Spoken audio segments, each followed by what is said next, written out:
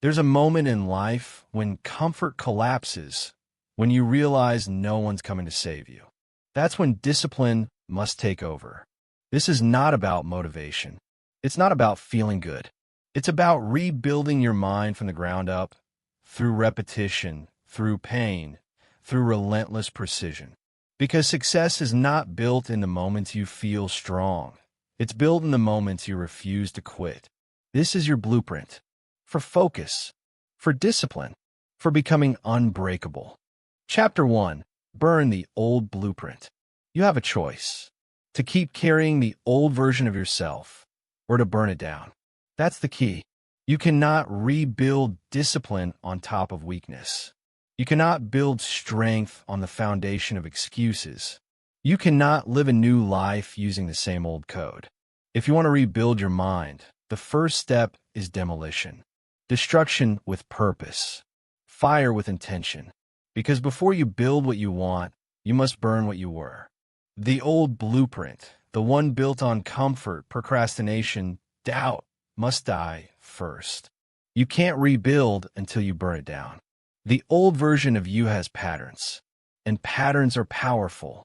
They don't disappear because you decide to try harder. They disappear when you stop feeding them. You have to face it. Your old identity is comfortable with failure. It's addicted to easy. It lives for distraction. That version of you doesn't want to grow. It wants to survive. But survival is not the goal. Domination is. And domination begins with destruction. Control what you control. Let go of what you don't. You can't control how you started, but you can control where you stop repeating the same cycle.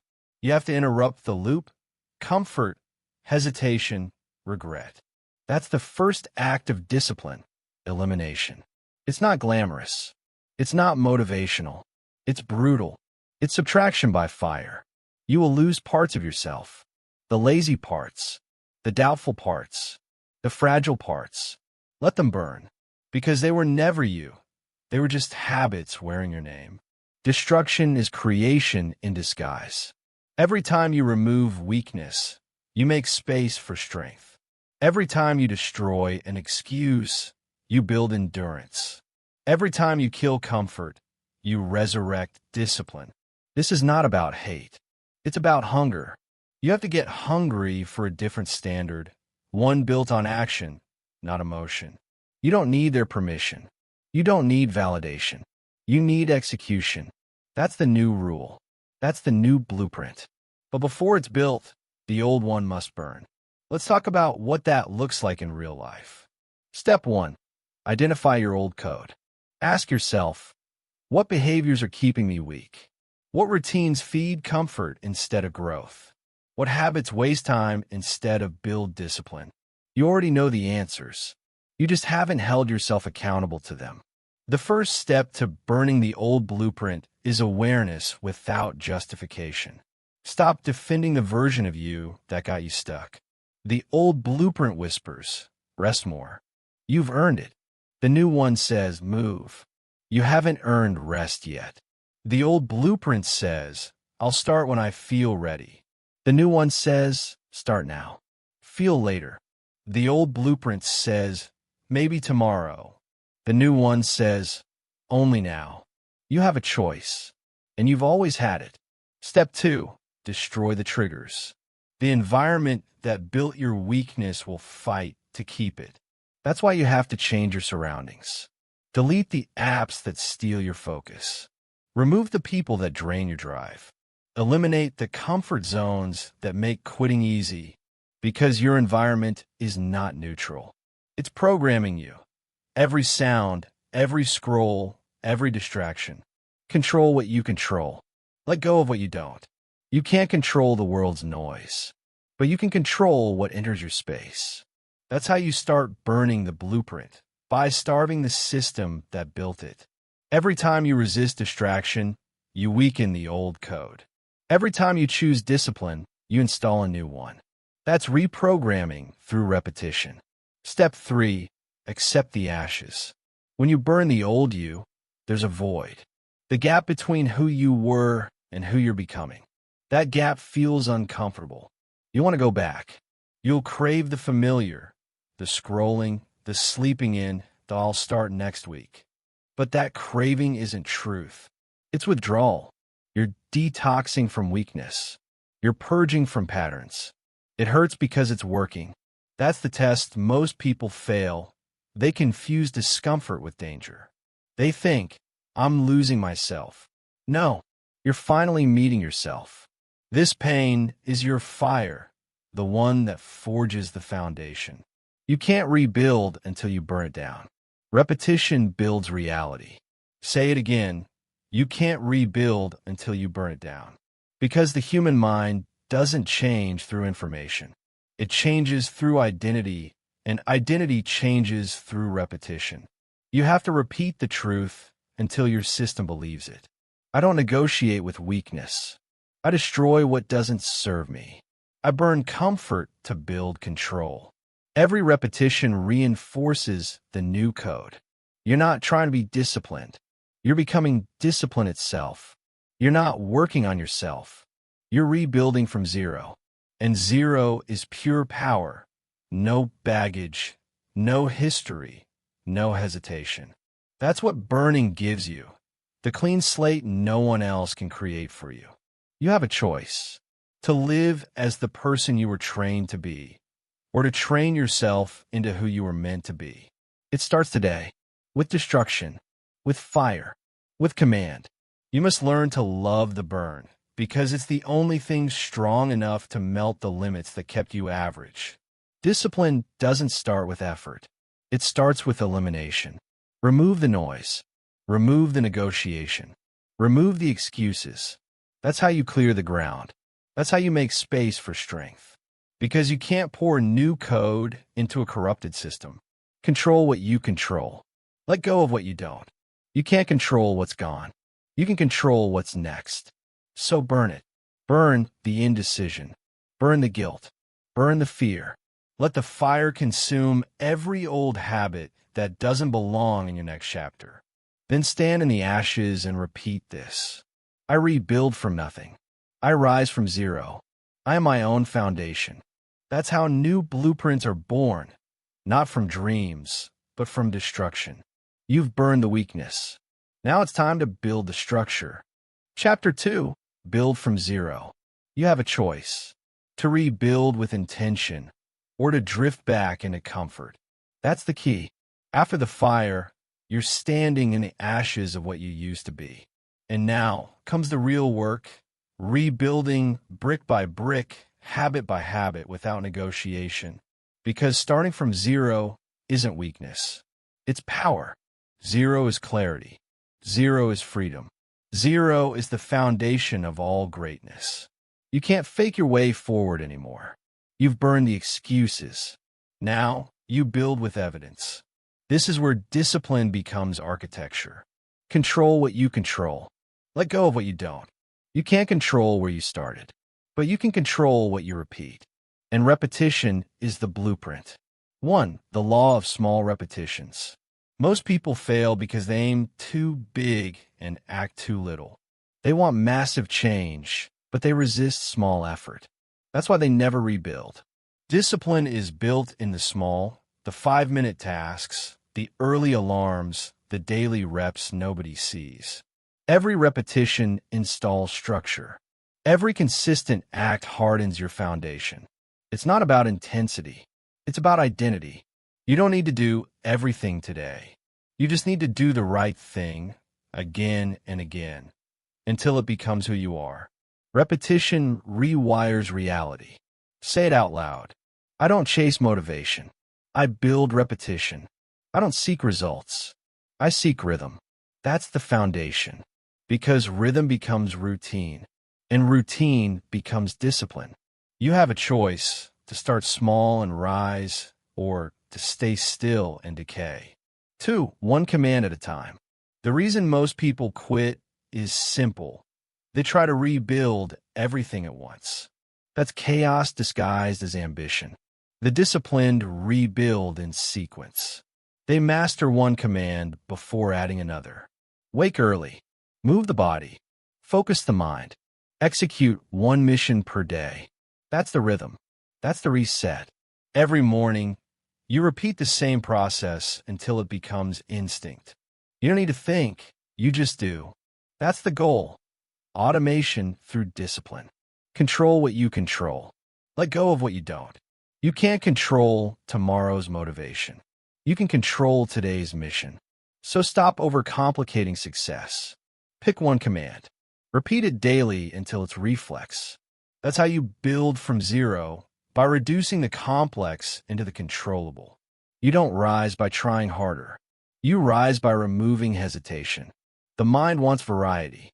Discipline wants repetition. Choose repetition. That's the code. 3. Structure before speed. Everyone wants speed. Few can handle structure. But speed without structure collapses. You can't accelerate what isn't stable. You can't sustain what isn't solid. That's why this chapter is not about doing more. It's about doing right. Build systems before intensity.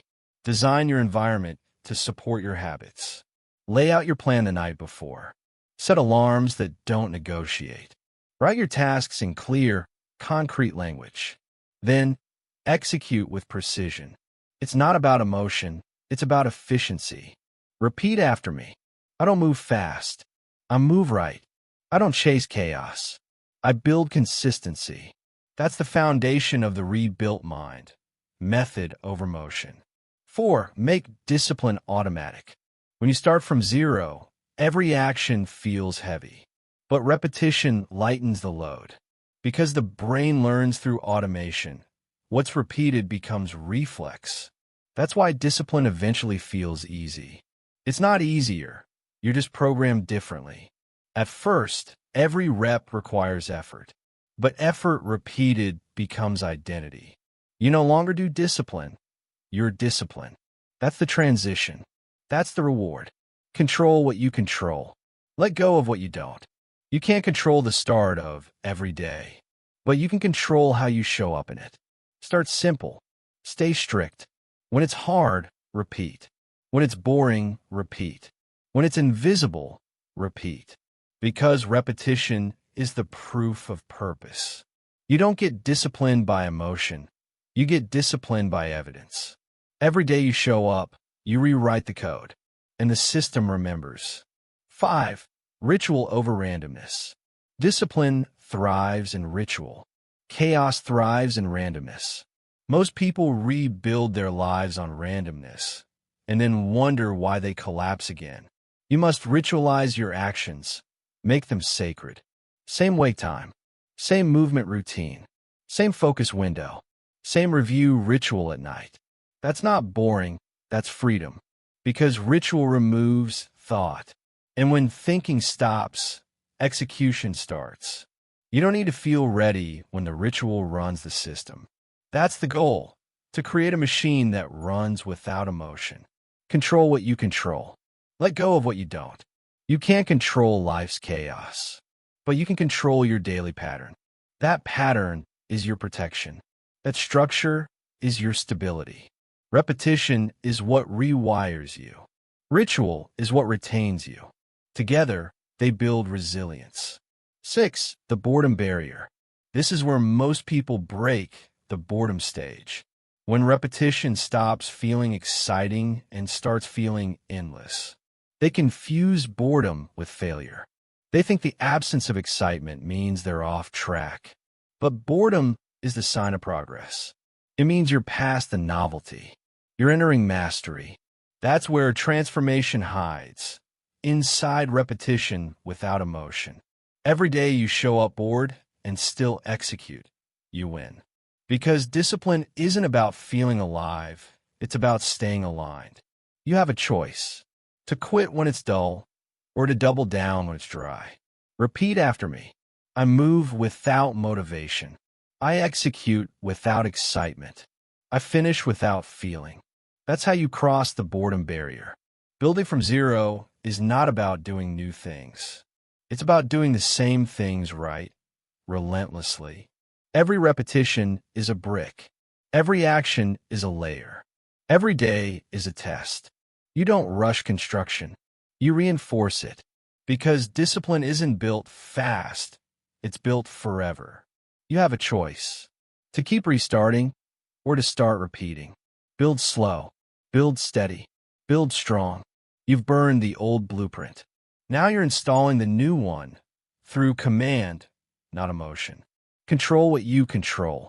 Let go of what you don't. You can't control the timeline, but you can control the consistency. You can't control results, but you can control repetitions. You can't control speed, but you can control structure. That's how you build from zero, through patience and power combined. You're not rebuilding a life. You're rebuilding a system. And once it runs, nothing can stop it. You've laid the foundation. Now it's time to take command of the internal architect, the voice that dictates your actions, your focus, and your future. Chapter 3. Control the inner dialogue. You have a choice, to be led by your mind, or to lead it. That's the key. Your thoughts are not facts. They're commands waiting for instruction. If you don't control them, they'll control you. If you don't program them, they'll default to fear. Most people lose the battle before they begin because they listen instead of lead. They believe the voice that says, "You can't." They obey the thought that whispers, "Not today." That's why nothing changes. Because the mind is a machine, and you've let it run on autopilot for too long. Control what you control. Let go of what you don't. You can't control that thoughts appear, but you can control which ones you feed. 1. You are the voice, not the noise. Inside your head, two voices speak. One is command. The other is chaos. Command says, "Move." Chaos says, "Maybe later." Command says, "One more." Chaos says, "It's enough." Command builds. Chaos breaks. You have a choice to identify with the voice that directs or the noise that distracts.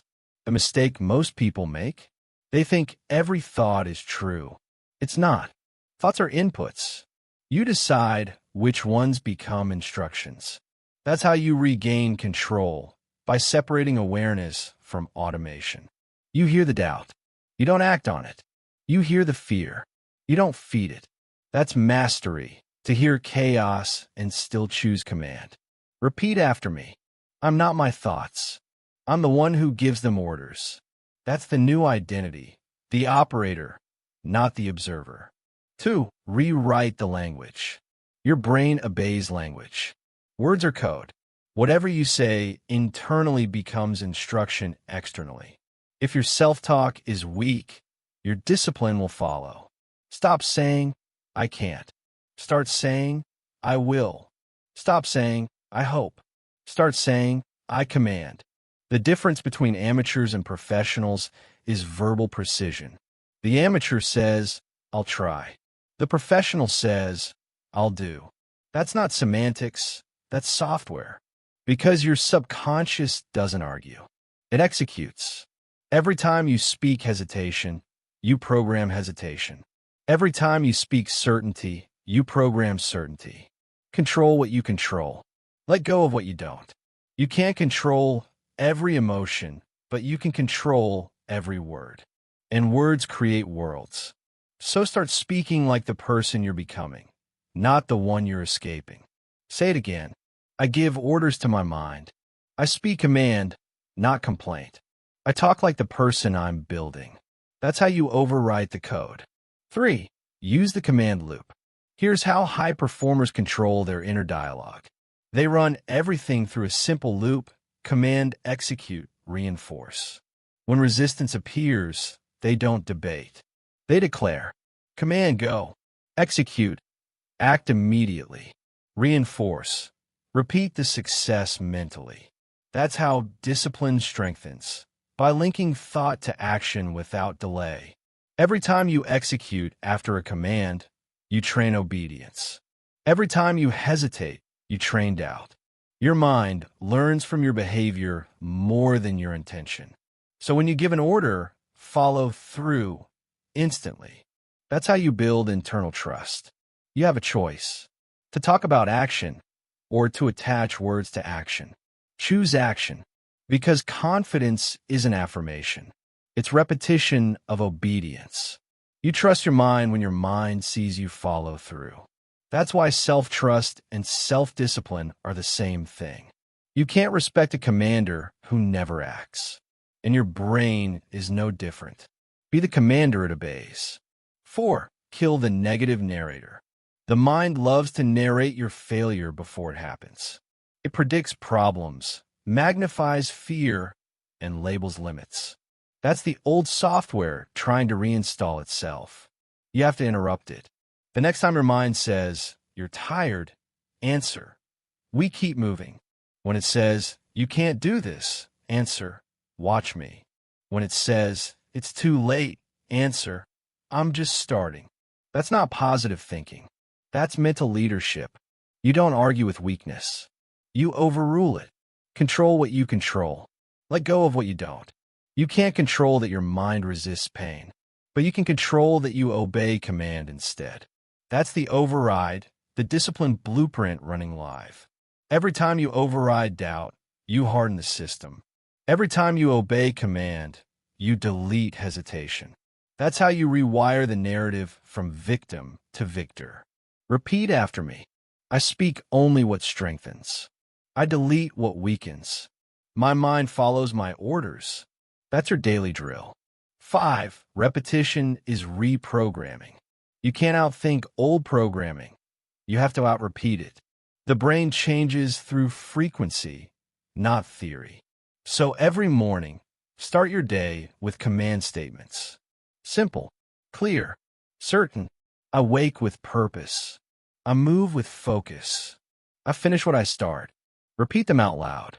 Because volume equals velocity. What you hear, you believe faster. At night, run them again. That repetition rewrites your subconscious like code compiling overnight. You have a choice: to live by reaction or to lead by repetition. Choose repetition, because the voice you hear most often becomes the voice you obey. If that voice is yours, trained, focused, disciplined, nothing outside can control you again. When you control the inner dialogue, you control the direction of your life.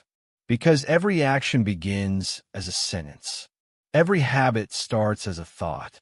Every identity forms through language.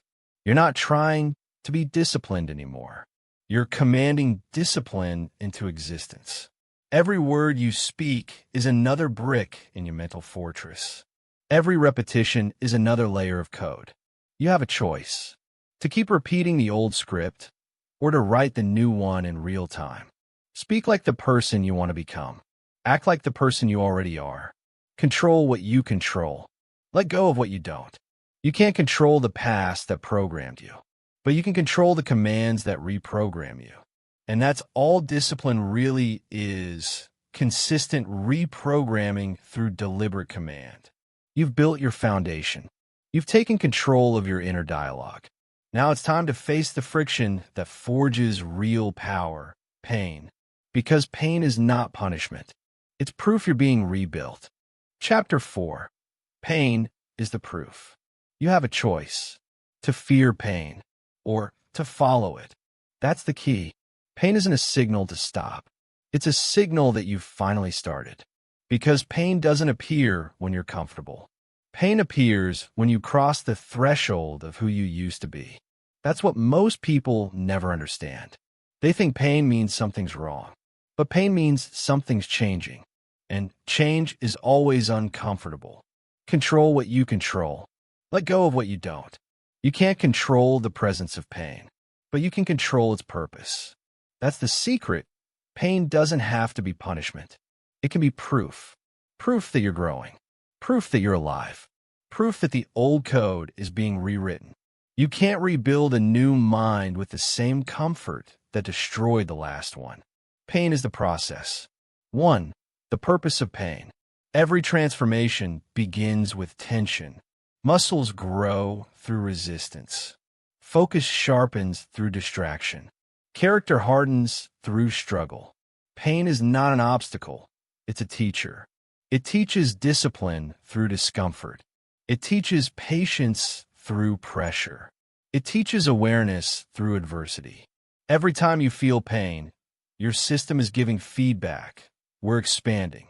but you've been trained to retreat from it, to take the shortcut, to numb the signal. That's why most people never grow. You have to rewire your relationship with pain. Stop labeling it as suffering. Start labeling it as signal. When you feel pain, say it. Proof I'm progressing. Repeat it. Ingrain it. Own it. Because that's the mindset that turns discomfort into data. You have a choice: to avoid pain or to assign it purpose.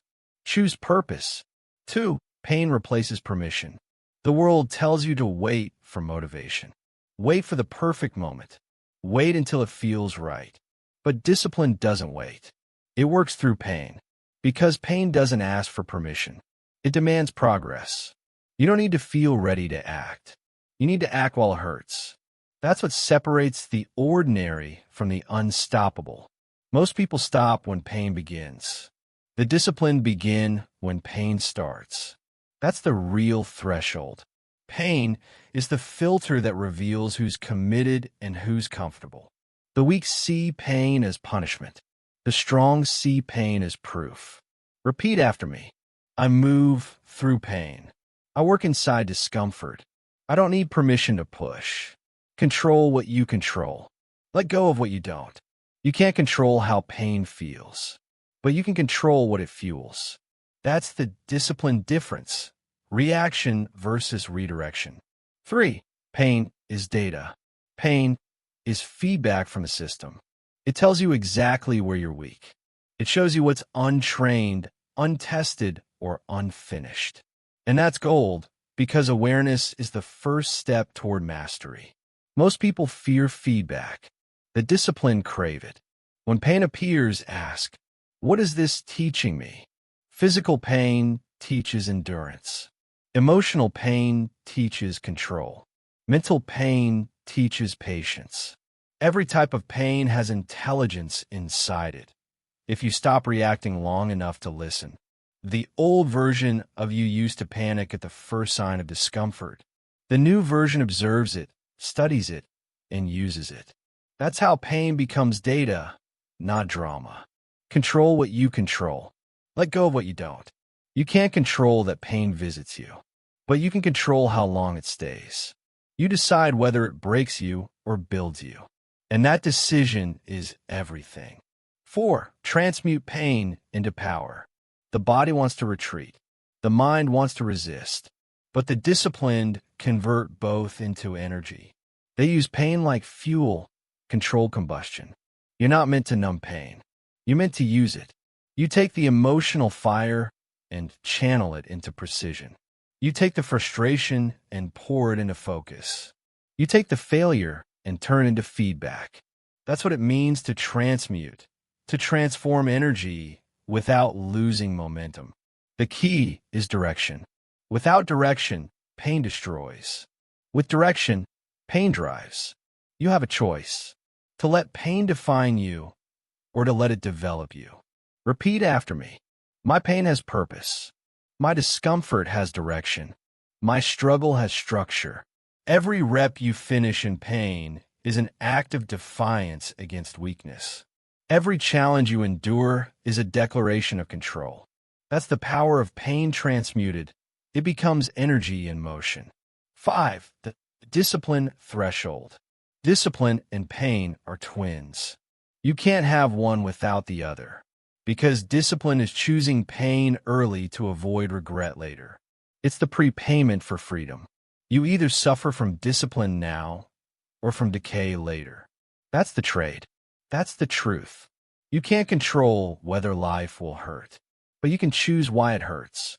Let it hurt because you're growing, not because you're giving up. Pain will show up either way, so make sure it's on your terms. Control what you control. Let go of what you don't. You can't control the presence of pressure, but you can control your posture under it. Stand tall. Stay grounded. Breathe through it. Because the moment you stay calm inside pain, you've won.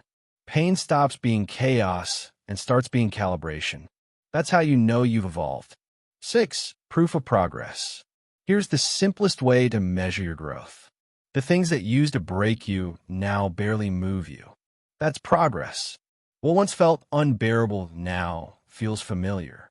What once triggered fear now triggers focus. That's the proof. That's the signal that your mind is being rebuilt. You don't get stronger by avoiding friction. You get stronger by expanding your threshold for it.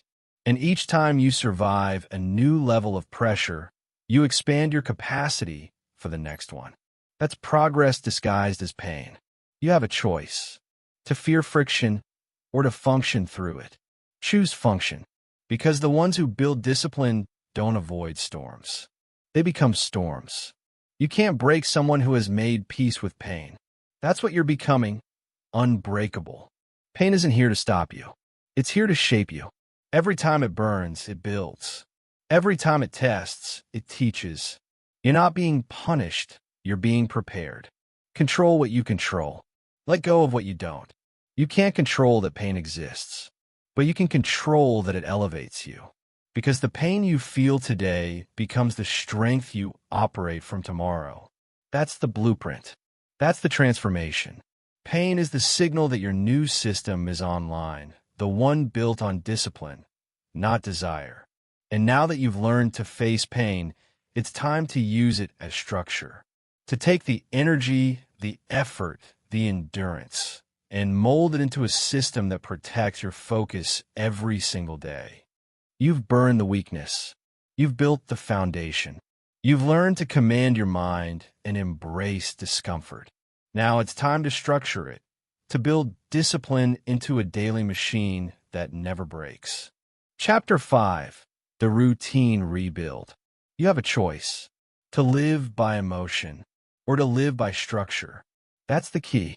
Motivation is a feeling. Routine is a framework. One fades, the other fortifies. If you want to rebuild discipline from zero, you need more than good intentions. You need architecture, a system that runs when you're tired, unmotivated, or unfocused.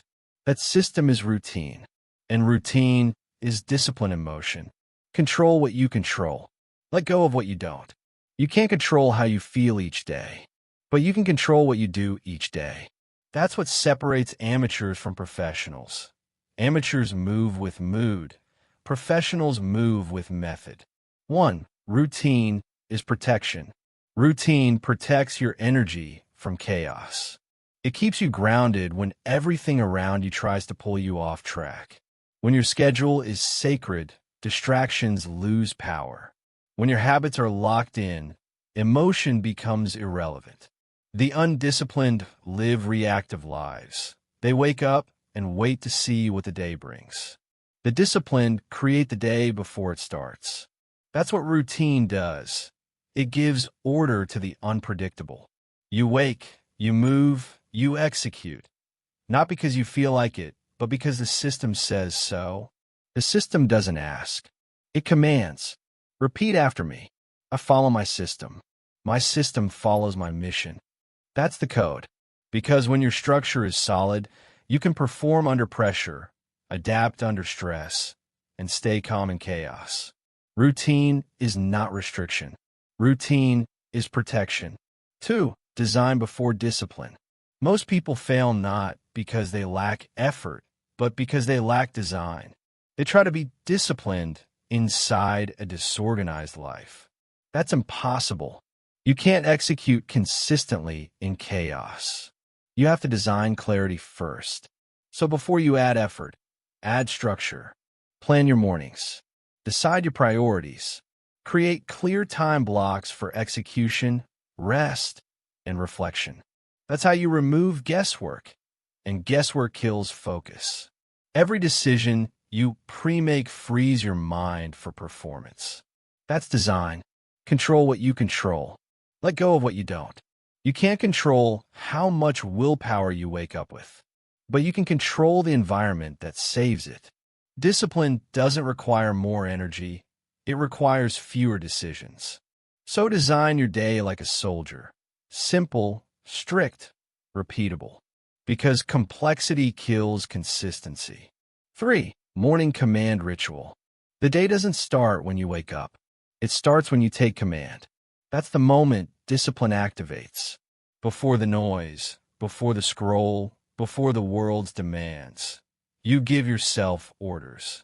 Wake, hydrate, move, breathe, one after another. No delay, no debate. That's the morning command ritual, the pattern that programs precision. Every morning you repeat it, your brain learns. We act before emotion. You train obedience through order. And that repetition hardens your focus for the rest of the day. You have a choice to start your morning as a soldier or as a spectator. The difference? Command. Repeat after me. I start strong. I start structured. I start in control. That's your daily activation phrase. Because how you start determines how you sustain. 4. The non-negotiables. Discipline thrives on non-negotiables. Actions that happen regardless of weather, emotion, or circumstance. When something is non-negotiable, it no longer depends on motivation. It's automatic. List them out. Wake up time, movement or training block, focus block, shut down ritual at night. These are your pillars, the minimal structure that sustains momentum. Even on bad days, you hit the basics. Because the basics are the backbone. The average person quits when life gets hard. The disciplined fall back on routine. Control what you control. Let go of what you don't. You can't control how smooth your day goes, but you can control whether you complete your non-negotiables. That's why disciplined people never fall apart. They always have a floor to stand on. 5. Automation over willpower. Willpower is a limited resource. If you depend on it, you'll burn out.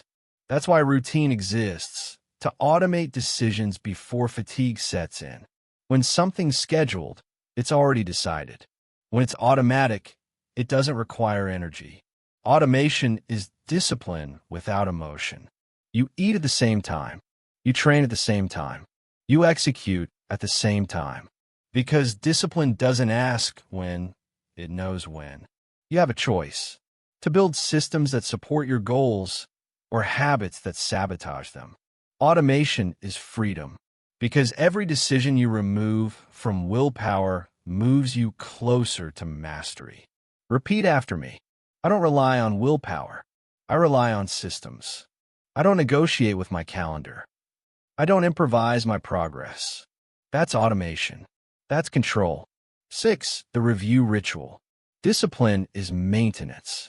Without review, your system decays. That's why the day must end the way it began, with command. The review ritual is where reflection meets recalibration. You ask 3 questions every night. 1. What did I execute well today? 2. What needs tightening? 3.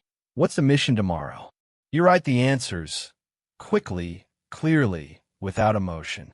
That closes the mental loop. It clears the system for the next day. Control what you control. Let go of what you don't. You can't control every outcome, but you can control every reflection. Reflection turns repetition into wisdom, and wisdom keeps you from rebuilding the same mistake twice. That's how you evolve through structure, not speed, not hype, but systems that think for you. Routine is the skeleton of your new identity. It's what holds you upright when everything else collapses. You no longer rely on feeling ready. You rely on being prepared. That's real discipline. Consistency through design. You have a choice to wake up in chaos or to wake up inside command. Choose command. Control what you control. Let go of what you don't. You can't control the world's noise, but you can control your system's rhythm. That rhythm is your fortress. That schedule is your stability. That structure is your strength. Because when your life runs on systems, you don't break under pressure. You perform. You've built the framework. Now it's time to optimize it, to make discipline even sharper by simplifying it. Because structure isn't about doing more, it's about eliminating what doesn't serve the mission. Chapter 6. Eliminate choice fatigue. You have a choice to live by decision or to live by design. That's the key. Every choice you make costs energy. Every decision you leave open leaks focus. And more choices you face, the weaker your discipline becomes. You don't fail because you're lazy. You fail because your brain is exhausted from deciding all day long. That's why elite performers simplify. They remove friction. They automate routine. They eliminate choice fatigue. Control what you control. Let go of what you don't. You can't control how many distractions exist, but you can control how many decisions you make. That's how you make discipline easy, not by increasing effort, but by reducing resistance. 1. Decision is energy. Every decision drains energy, even small ones. What to eat, what to wear, when to train. Each choice burns mental fuel. That's why you feel tired before you've done anything meaningful. You spent all your focus on the trivial. Choice fatigue kills execution. The disciplined protect their focus like currency. They don't waste it on nonsense.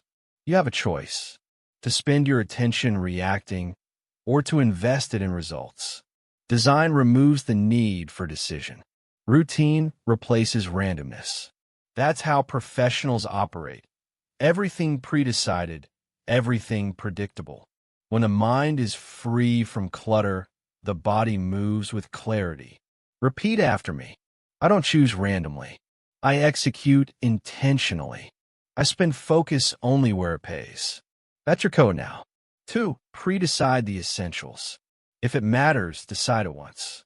If it repeats, automate it. That's how you preserve energy for execution. Set your wake time. Choose your training time. Plan your meals. Schedule your focus blocks. Decide it all once. Then stop renegotiating with yourself every day. The undisciplined keep asking, should I do this now? The disciplined already decided last week. That's what makes them unstoppable. No more internal debate. Control what you control. Let go of what you don't. You can't control how hard it feels to start, but you can control whether starting is optional. When decisions are pre-made, momentum is automatic. Because every choice you remove today becomes one less battle tomorrow. Pre-decide your effort. Pre-decide your standards. Pre-decide your outcomes. That's how structure wins. 3. Simplify to amplify. Complexity is the enemy of execution. The more steps you create, the more excuses you invent. Simplicity scales. Simplicity sticks. You don't need 10 routines. You need one routine that works. You don't need a perfect plan. You need a plan you'll actually repeat. Stop chasing complexity. Start mastering simplicity. Because the more simple your system, the more powerful your performance. You have a choice: to build a life that looks impressive or one that runs efficiently. Efficiency wins. Repeat after me. I simplify to execute. I reduce to perform. I remove to improve. That's how you amplify focus. Control what you control. Let go of what you don't. You can't control how many tasks life gives you, but you can control how many you accept. Simplicity is not weakness, it's strategy. That's how you multiply results without multiplying stress. 4. Automate the mundane. Discipline dies in repetition without automation. You can't waste energy deciding things that repeat daily. Automate what's predictable so your focus stays available for what's powerful. Automation isn't robotic, it's revolutionary. It frees the mind for creativity and command. Meal prep your food once. Batch your tasks. Use the same tools. Wear the same type of outfit if it saves time. That's not boring, that's efficient. Every automation gives you more bandwidth for what matters. Because energy isn't infinite, it's allocated. You have a choice: to automate success or to manually fail. Control what you control. Let go of what you don't. You can't control how chaotic life gets, but you can automate everything within your reach. That's how you create consistency without thinking about it. Automation is the invisible discipline, the system that works while you rest. 5. The decision filter. Every decision must pass through one filter. Does this move me closer to my mission or further from it? If it's neutral, it's noise. If it drains energy, it's sabotage. That's how you stop letting small things consume big focus. You don't need to decide everything. You need to decide what's worth deciding. The disciplined guard their decision power like it's gold. You have a choice: to overthink everything or to decide once and move on. Repeat after me. I decide quickly. I execute completely. I don't overthink. I outwork. I filter every choice through purpose. That's your operating system now. Control what you control. Let go of what you don't. You can't control what others choose, but you can control the direction of your own decisions. That's how you move without hesitation. Clarity kills confusion. 6. Make discipline effortless. The final step is liberation through limitation. When everything important is already decided, your brain relaxes. That's how consistency becomes easy, because it's not emotional anymore. The fewer choices you make, the freer you become. People think freedom is having unlimited options. They're wrong. Freedom is having total control over what matters and zero concern for what doesn't. That's mental minimalism. When your system is simple, your execution is flawless. When your decisions are few, your focus is infinite. That's the paradox of discipline. Restriction equals release. You have a choice: to drown in options or to dominate through order. Choose order, because every layer of order adds a layer of peace. Control what you control. Let go of what you don't. You can't control the volume of the world, but you can control the frequency of your focus. And focus wins every time. You don't need more choices. You need more commitment. The disciplined don't wake up wondering what to do. They already know. They've built systems so tight that hesitation has no place to hide. That's what you're building: a life of direction, not distraction. You no longer ask what's next. You execute what's next. That's control. That's clarity. That's command. You have a choice: to stay stuck in indecision or to step into discipline through design. You've simplified. You've automated. You've protected your focus. Now it's time to master the most dangerous battlefield of all: your emotions. Because even the strongest systems collapse under uncontrolled feelings. Chapter 7. Emotional control is a weapon. You have a choice: to be controlled by your emotions or to control them. That's the key. Emotion is energy. Energy is neutral until you direct it. Most people waste that energy. They explode. They react. They retreat. The disciplined don't. They redirect. They use what they feel as fuel for what must be done. That's emotional control, not suppression, but direction. You don't kill feeling. You convert it. Anger becomes action. Frustration becomes focus. Fear becomes forward motion. Control what you control. Let go of what you don't. You can't control that emotions appear, but you can control where they go. That's the mark of a high-functioning mind. 1. Emotion is energy, not identity. You are not what you feel. You are what you do with what you feel. Most people make the mistake of identifying with emotion. I am angry. I am anxious. I'm tired. No, those are conditions, not commands. Emotion is a signal, not a sentence. It tells you where your energy is. It does not tell you what to do next. You have a choice: to obey the signal or to use it. When you treat emotion as input, not instruction, you gain control. That's the secret. Feel everything. Obey nothing. Repeat it. Ingrain it. Lie by it. Because emotional control isn't about silence. It's about structure. 2. Convert, don't suppress. Suppression is weakness disguised as control. Conversion is strength disguised as calm. You don't bottle emotion, you channel it. You take the same heat that burns most people, and you forge with it. Anger? Convert it into precision. Fear? Convert it into preparation. Frustration? convert it into focus. That's the process. Observe, identify, redirect. Emotion, awareness, direction. Every time you complete that loop, you strengthen your control system.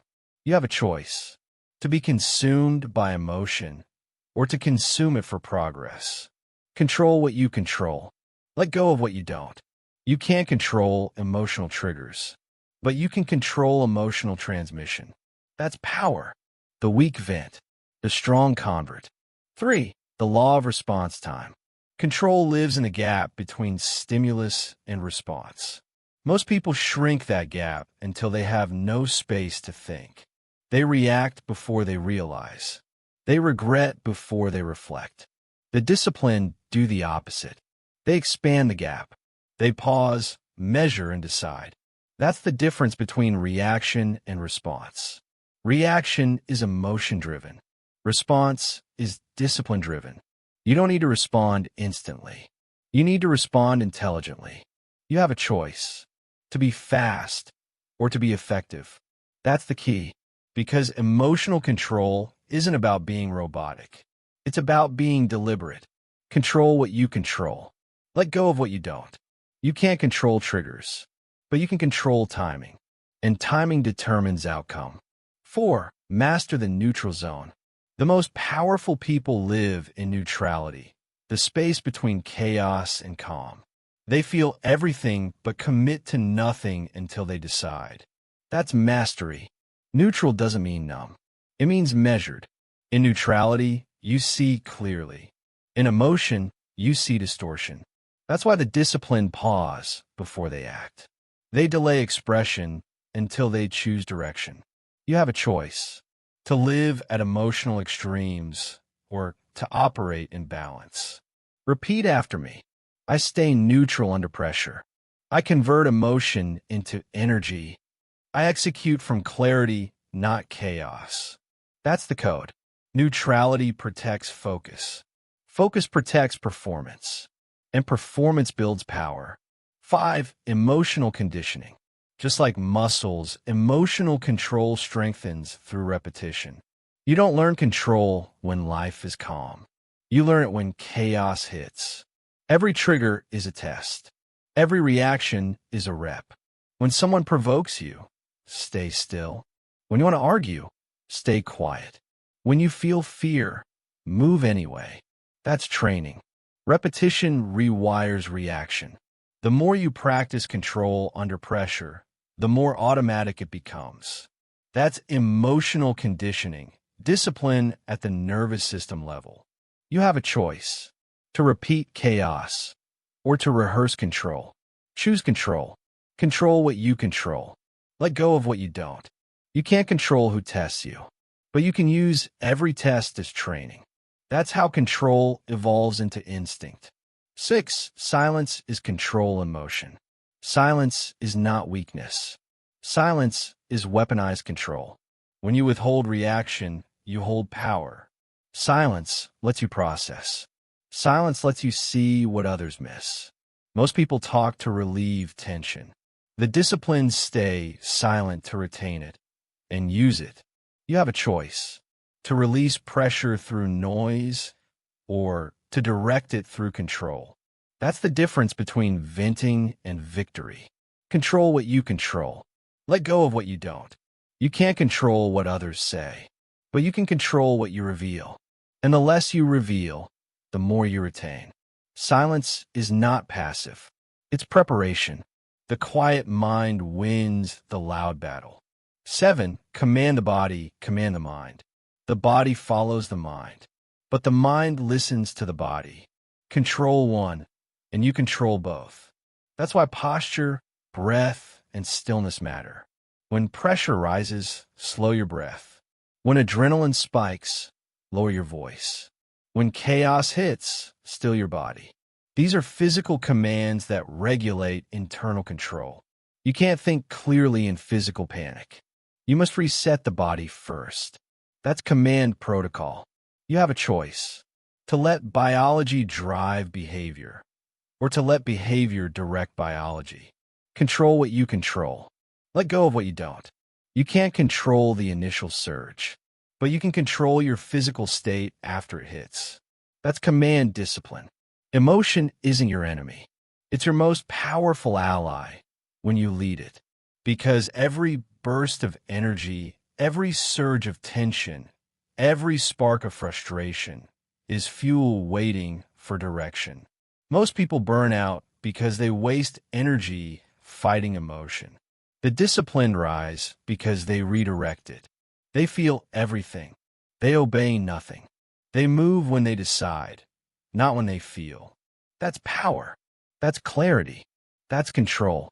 Control what you control. Let go of what you don't. You can't control emotion itself, but you can control its output, and that's all that matters. Emotion becomes weapon when directed. Emotion becomes weakness when obeyed. You have a choice, to be ruled by energy or to rule it. And now that you've mastered control, it's time to eliminate dependency, to detach from validation, approval, and attention. Because the highest form of discipline is independence. Chapter 8. The Power of Isolation.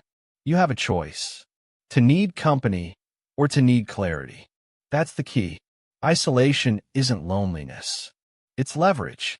Most people depend on noise, validation, conversation, distraction. They can't sit in silence because silence reveals weakness.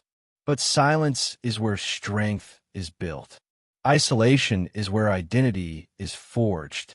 You can't rebuild your mind if you're constantly surrounded by interference. Control what you control. Let go of what you don't. You can't control the crowd, but you can control your circle, and sometimes that means standing alone. 1. Isolation exposes truth.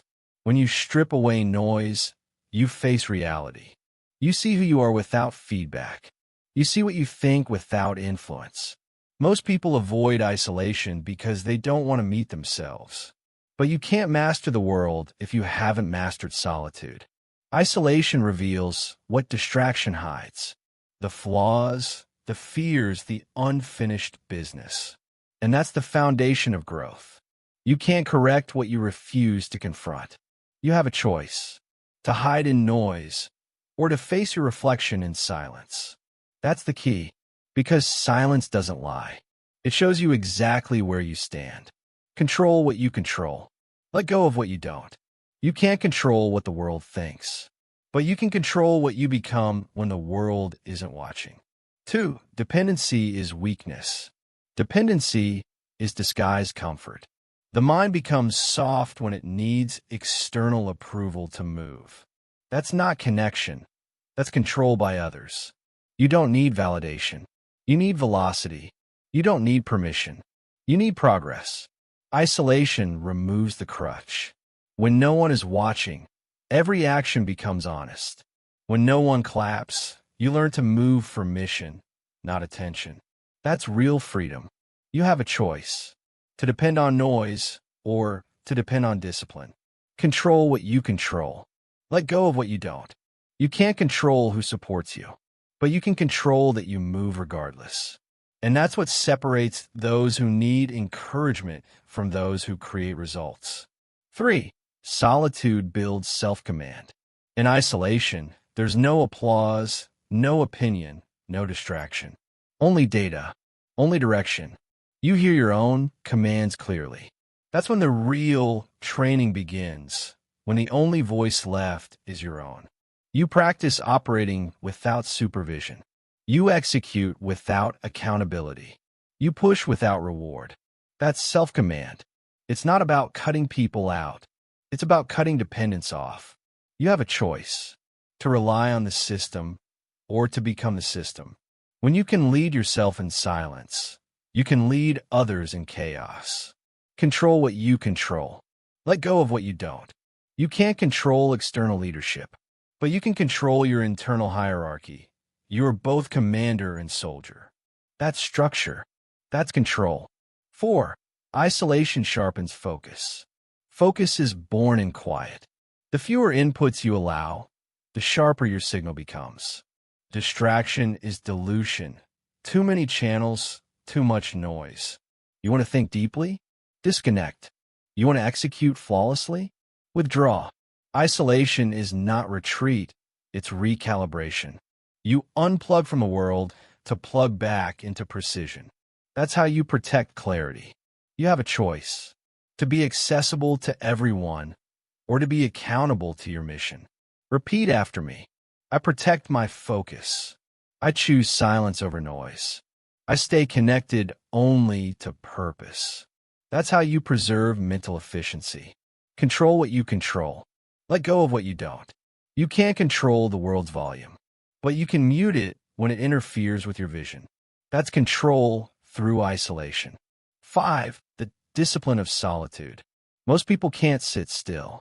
They equate stillness with stagnation. But stillness is study. Stillness is signal processing. It's where patterns appear. In solitude, you analyze. You assess.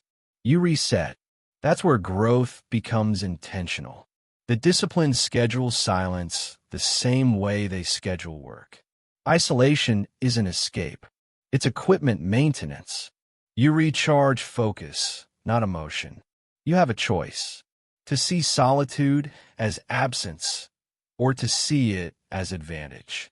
Control what you control. Let go of what you don't. You can't control the speed of life, but you can control your intervals of stillness. And in those intervals, strategy forms. 6. Operate without audience. The modern world trains you to perform, not to progress. Every post, every comment, every like, false feedback loops. They reward appearance, not advancement. Isolation deletes the illusion. No one's watching. No one's judging. No one's clapping. Only the work remains. That's when you learn what drives you. You don't move for recognition. You move for results. That's the separation. The disciplined don't need witnesses. They need completion. You have a choice: to perform or to produce. Repeat after me. I move without attention. I build without validation. I perform for mission, not metrics. Control what you control. Let go of what you don't. You can't control how many notice, but you can control that the work gets done. That's independence. 7. Isolation creates inner strength. When you remove the external, only the internal remains. That's where strength is measured. Not in applause, not an audience. In execution when unseen. That's real endurance, silent consistency. No noise, no performance, no reward, only command. Isolation forces you to self-generate energy. You become your own motivation. You become your own accountability. That's independence. Control what you control. Let go of what you don't. You can't control external reinforcement, but you can produce internal reliability. That's how you become unbreakable, because your strength no longer depends on supply from the outside. Isolation is not a phase. It's a filter. It separates those who seek validation from those who create value. It strips away illusion until only execution remains. You no longer need to be seen. You need to be consistent. You no longer chase approval. You chase alignment. That's how isolation becomes infrastructure. You have a choice: to fear silence or to use it as signal. Choose signal. Control what you control. Let go of what you don't. You can't control how long you'll walk alone, but you can control how far that solitude takes you. And when you reemerge, you'll be sharper, stronger, and self-sustaining. You'll move quietly. You'll lead confidently. You'll operate independently. Because isolation doesn't weaken, it refines. You've learned control, built structure, and found power in silence. Now it's time to extend that strength into the external world, to create discipline that holds under pressure, among chaos, and within noise. Chapter 9. Discipline over everything. You have a choice: to live by feeling or to live by function. That's the key. Motivation fades. Excitement dies. Energy runs out. But discipline remains. Discipline is the force that moves when nothing else does. When the body fails, discipline carries you. When the world distracts, discipline anchors you. You no longer rely on motivation. You run on command. Because real power is not emotional. It's operational. Discipline first. Everything else follows. 1. Discipline is the system. Discipline is not one action. It's the structure that makes every action possible. It's the framework that converts intention into execution. Without it, everything collapses. With it, everything compounds. You don't rise to your potential. You fall to your level of discipline. That's why you can't fake consistency. Systems don't lie. You have a choice: to depend on willpower or to depend on design. Control what you control.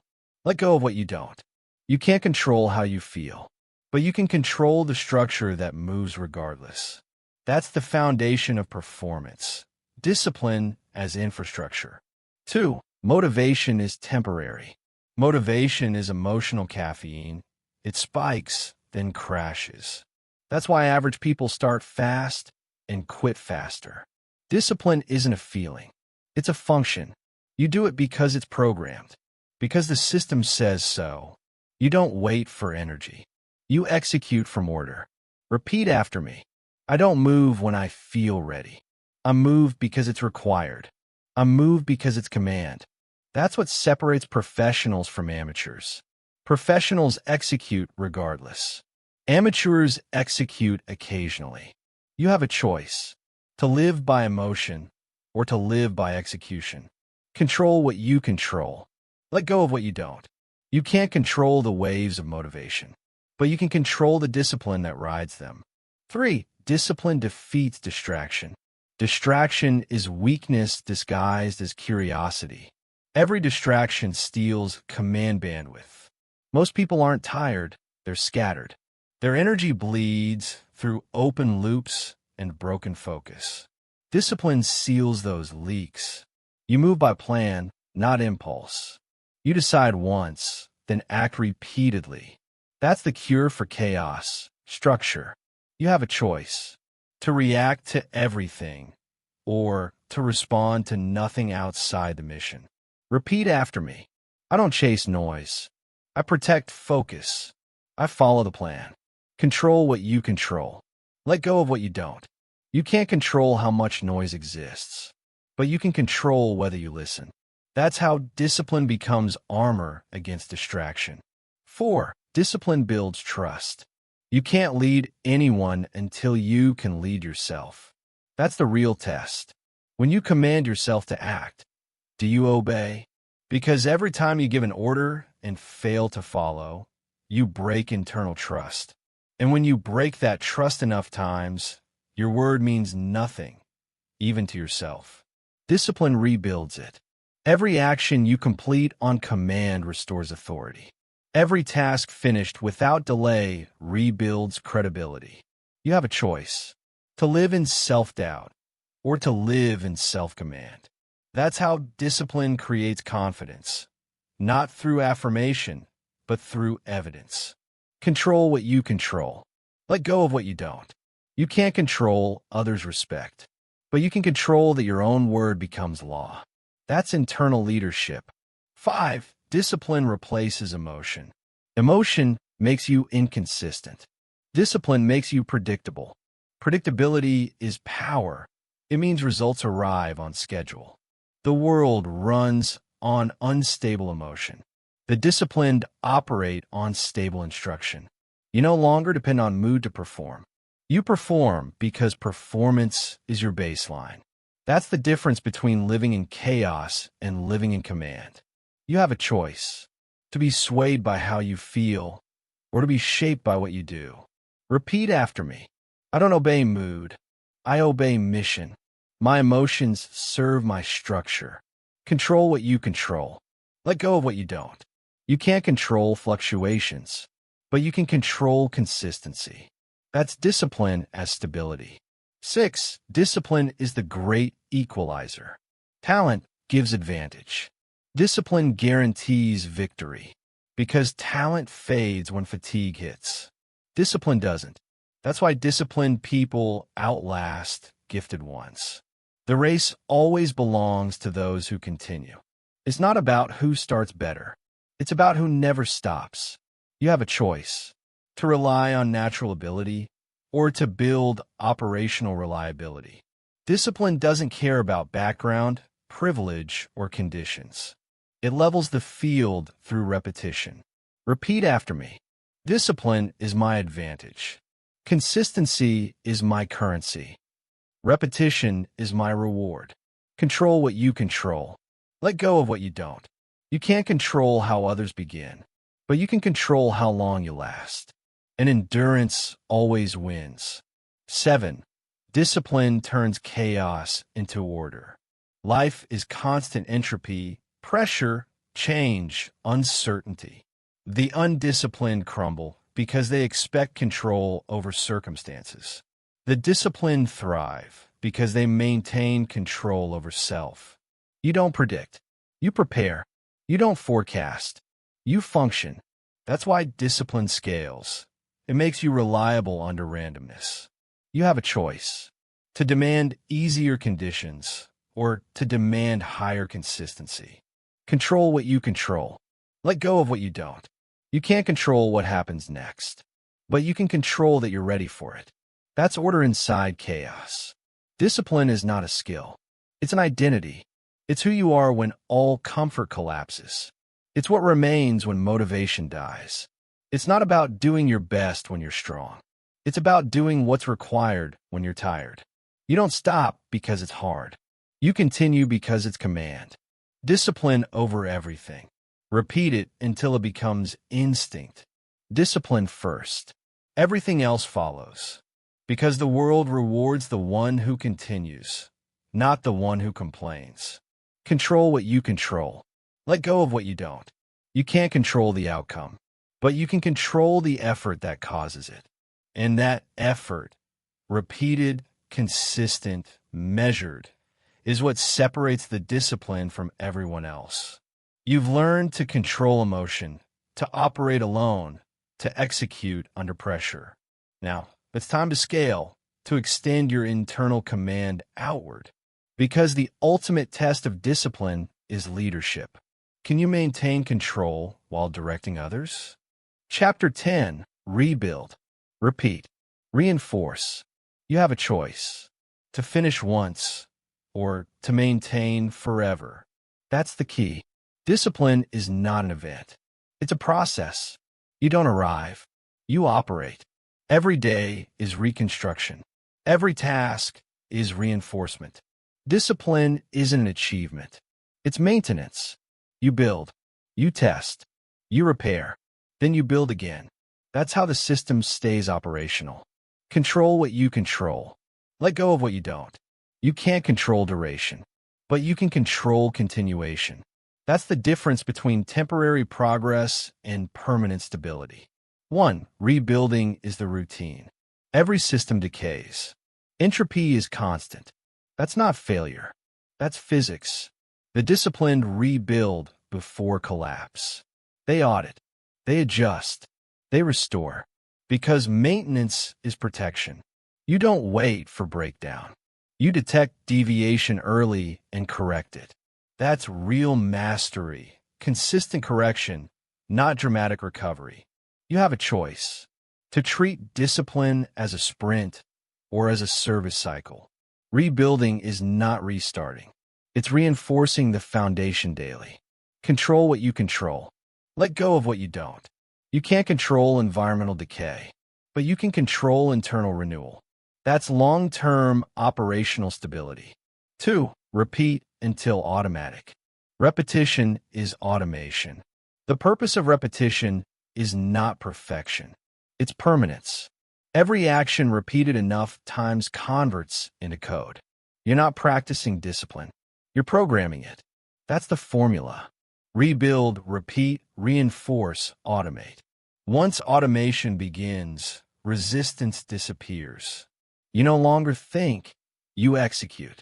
You no longer choose, you comply with command. That's not limitation. That's liberation through efficiency.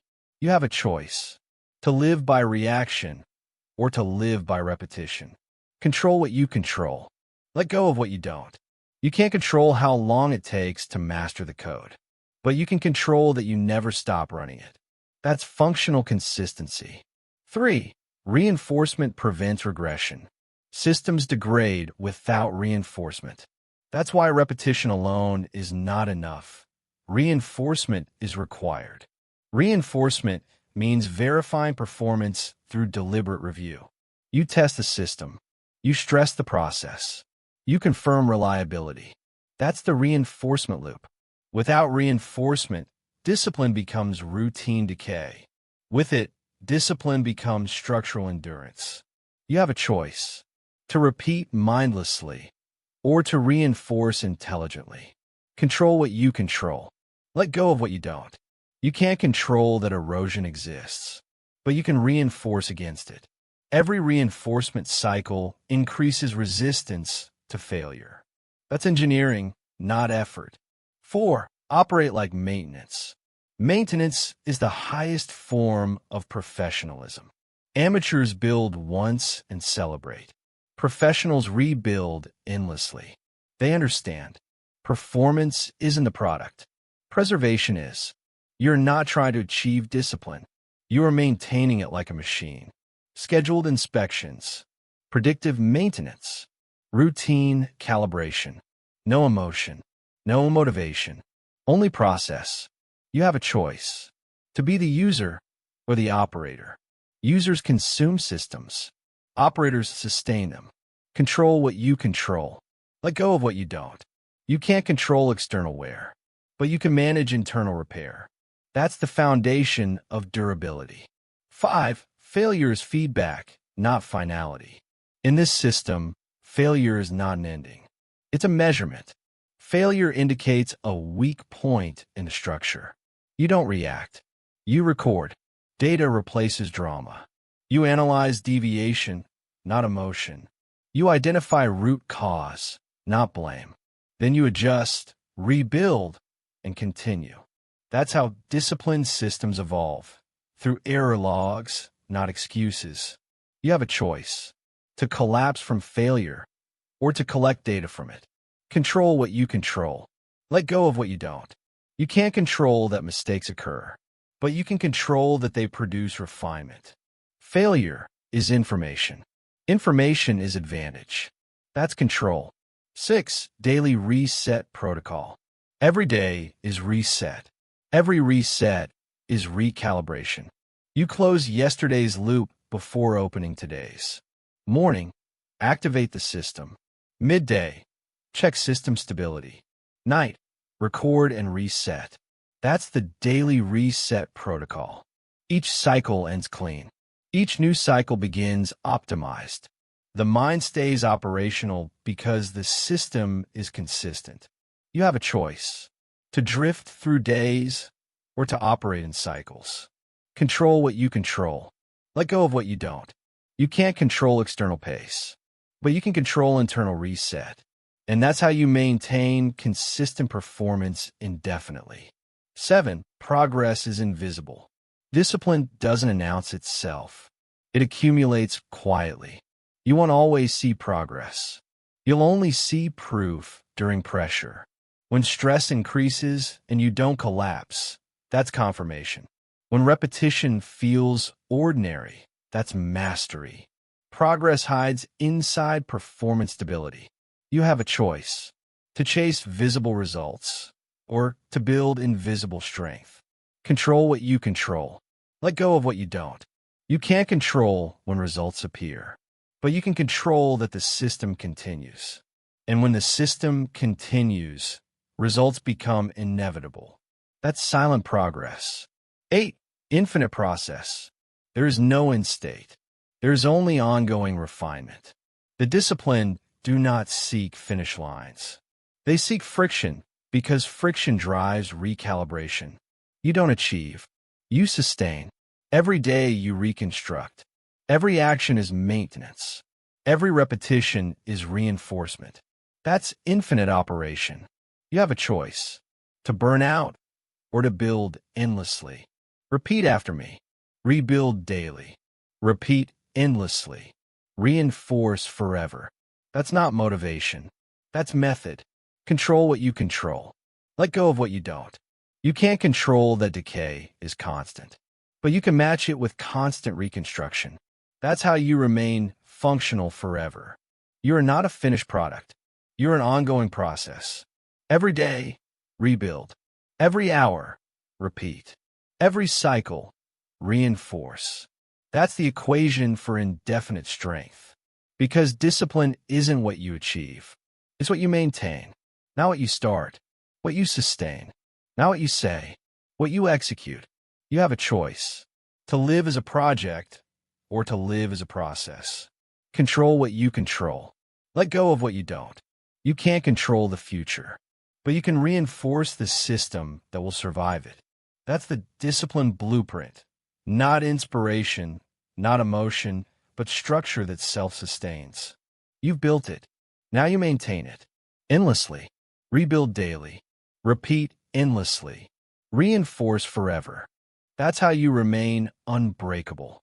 That's how you remain operational. Into the discipline blueprint. Conclusion. You have a choice. To keep breaking or to start building. To keep waiting for change or to become it. This is your blueprint, and no one can build it for you. Discipline is not pain. It's freedom earned through repetition. Every time you act without hesitation, you lay another brick in the fortress of your mind. Burn the weakness. Rebuild the will. Control your thoughts. Command your body. And when it hurts, remember, that's proof the new version of you is under construction. Don't stop. Don't slow. Don't seek comfort. Seek control. Seek command. Seek discipline. Because in a world that's soft, the disciplined will always rise. This is your mind rebuilt from zero. Now, go prove it.